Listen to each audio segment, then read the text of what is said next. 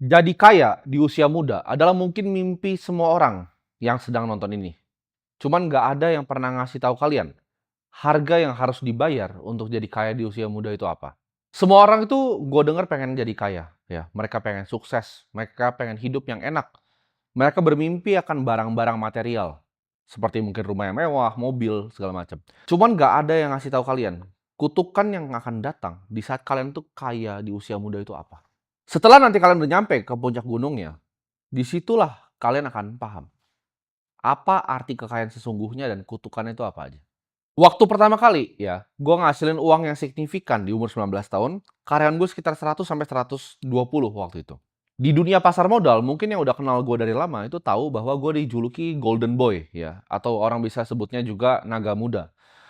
Gue itu diundang di berbagai macam ya, instansi punya seminar ya, dari instansi-instansi keuangan terbesar, itu gue diundang semua keliling, umur 19 tahun.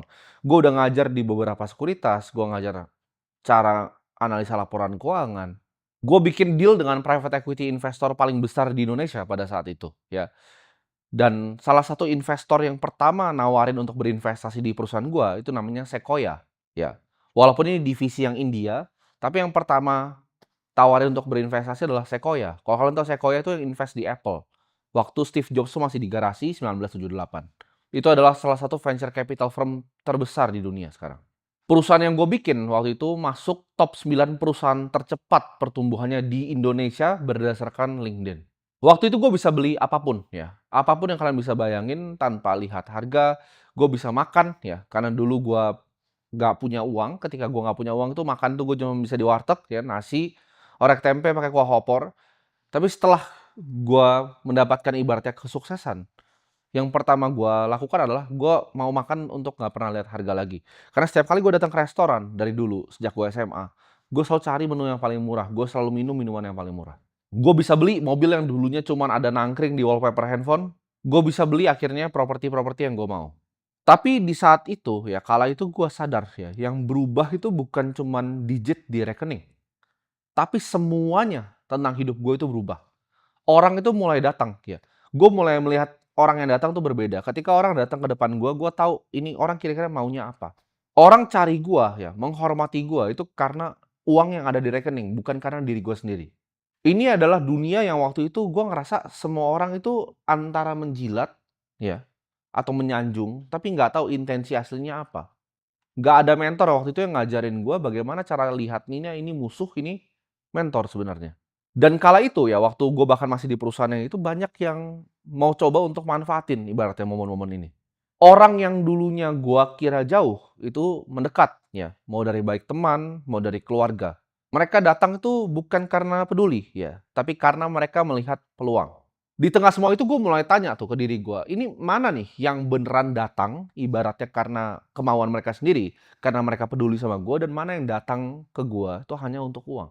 Semakin lu banyak uang ya, semakin ramai sekitar lu, semakin mereka bersorak-sorai akan kesuksesan lu. Di saat pride lu itu sangat tinggi ya, di usia yang masih sangat kecil, itu gua gambarkan seperti ini, itu mirip seperti ngasih pisau ke anak kecil, ya. Dia bisa antara tusuk orang atau dia bisa tusuk dirinya sendiri. Gua waktu itu udah macam-macam ya, diragukan dan dihina ya. Dihina dari anak orang kaya awalnya, dihina yang gua lakukan itu tidak benar ya. Dihina gue melakukan cara-cara yang nggak benar. Tapi kalian harus ingat, gue mulai semua ini itu dari kamera kecil di kamar, ya. Dari kamera handphone kecil di kamar. Gue rekam edukasi, bagaimana caranya investasi. Di dunia atensi yang waktu itu isinya itu cuma orang joget-joget nggak jelas. Gue kira kekayaan yang relatif cepat didapat, itu adalah semuanya. Kaya di usia muda itu nggak segampang yang kalian pikir, ya. Itu artinya apa? Gue bisa jadi dewasa. Kekayaan di usia muda yang kalian idam-idamkan, itu bukanlah seperti yang kalian pikir. Ketika gue bisa jadi kaya di usia muda, gue itu dipaksa untuk menjadi lebih dewasa dibanding umur asli gue. Maksudnya apa? Di saat gue 19 tahun, 20 tahun ya, gue punya tanggung jawab. Gue sebagai pengusaha yang punya perusahaan itu tidak boleh gagal. Karena kalau gue gagal, ini ada banyak ya. Ratusan orang itu bisa nggak makan lagi. Gue nggak mau karyawan gue itu sampai nggak bisa makan, karena bosnya itu nggak becus. Di saat umur yang sangat muda, itu gue mesti memikul tanggung jawab yang berat, ya. Kalau kalian mau ngomong dari diselengkat kanan, kiri, atas, bawah, itu nggak usah jauh-jauh ya, nggak usah dari perusahaan gue yang 100 karyawan. Dari zaman gue jualan sedotan aja gue dikerjain. Gue jualan minyak rambut tuh gue dikerjain, ya, sama berbagai macam instansi. Ketika kecil ya dibiarin, ketika udah mulai gede dikerjain. Sering sekali gue mengalami hal itu. Dikerjain supplier pun pernah. Gue dulu order jam tangan tuh, import ya, itu dikerjain.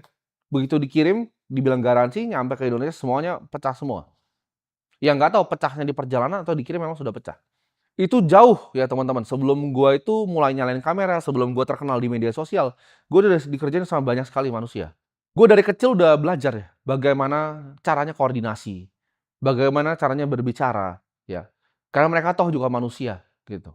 Orang yang sebenarnya mungkin dekat dengan gua ya, pada waktu itu, mungkin orang yang pernah berusaha bareng gua, pernah lihat gua usaha, yang tadinya gua kira dekat, ternyata menyimpan iri hati yang luar biasa di hatinya. Di situ gua sadar, ya. Kebanyakan orang, ya, itu bisa dibeli. Kekuasaan pun, ya, ada yang bisa diambil.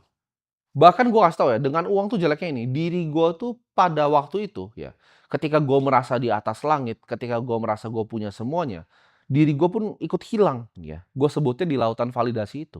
Orang itu cuma lihat apa yang gue miliki, semuanya mau apa yang gue miliki, tapi kalian nggak ada yang mau, ya, lihat perjalanan itu seperti apa. Apa yang harus hilang dari gua ya untuk mendapatkan harta itu? Karena untuk mendapatkan kekayaan di dunia ini semua orang itu mau jadi kaya. Apakah lu cukup gila ya untuk konsisten selama itu?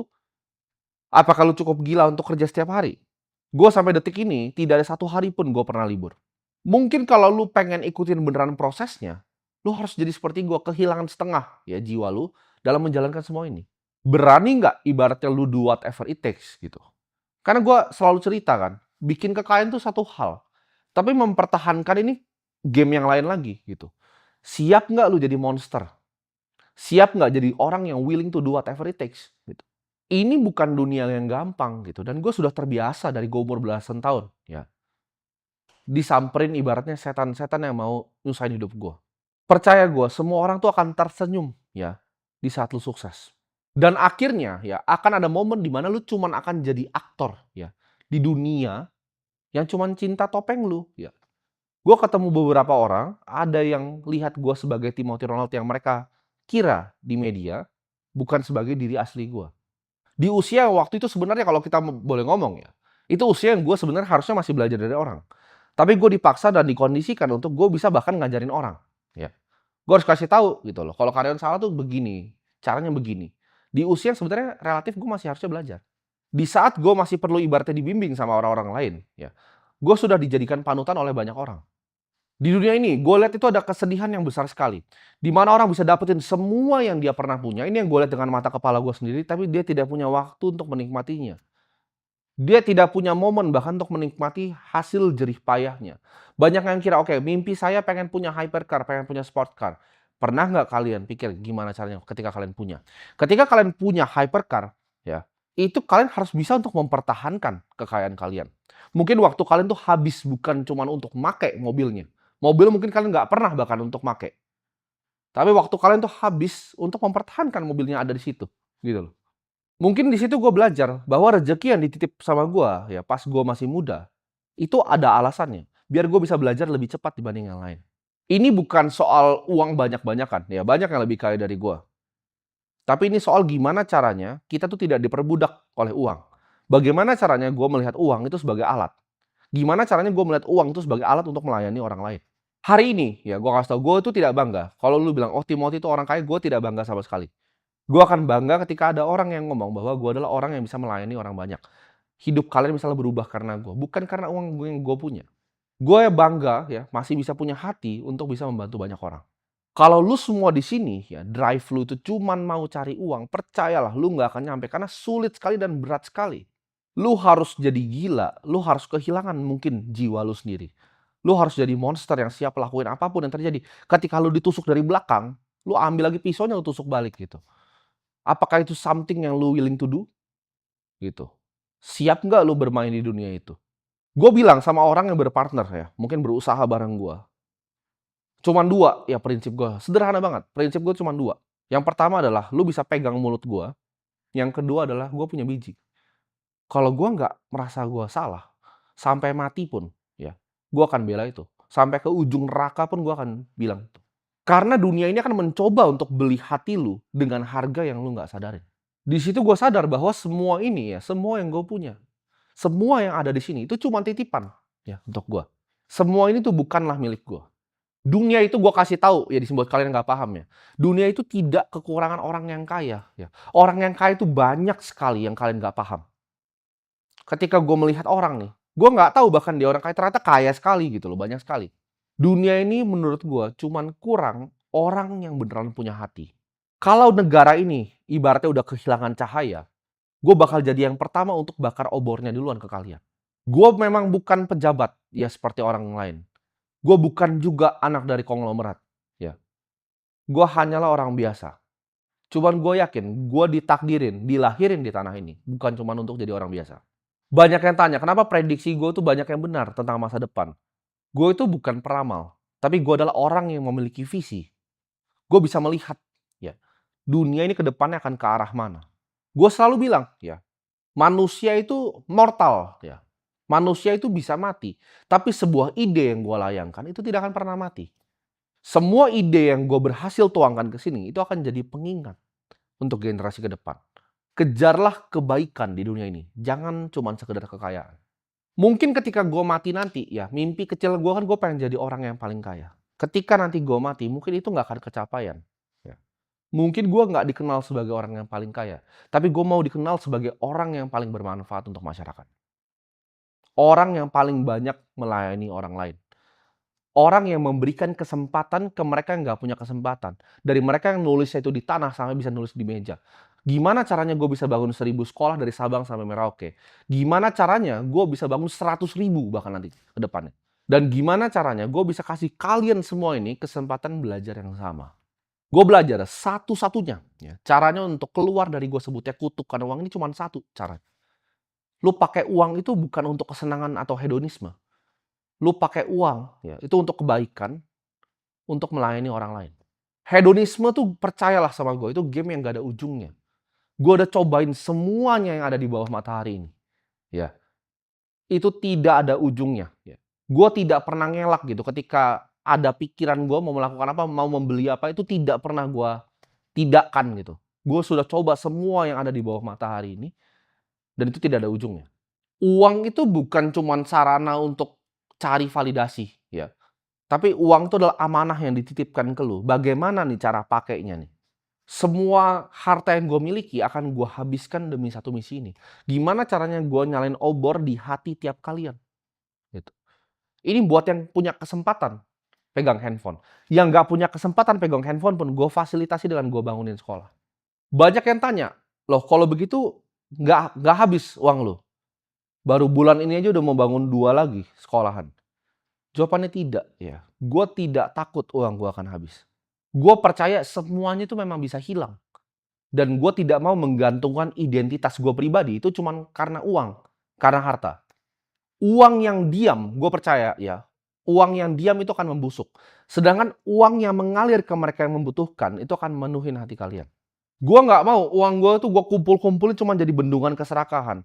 Banyak sekali orang yang kalian bahkan nggak paham itu punya tiba-tiba 800 miliar cash di rumah. 1 triliun cash di rumah. Tapi buat apa?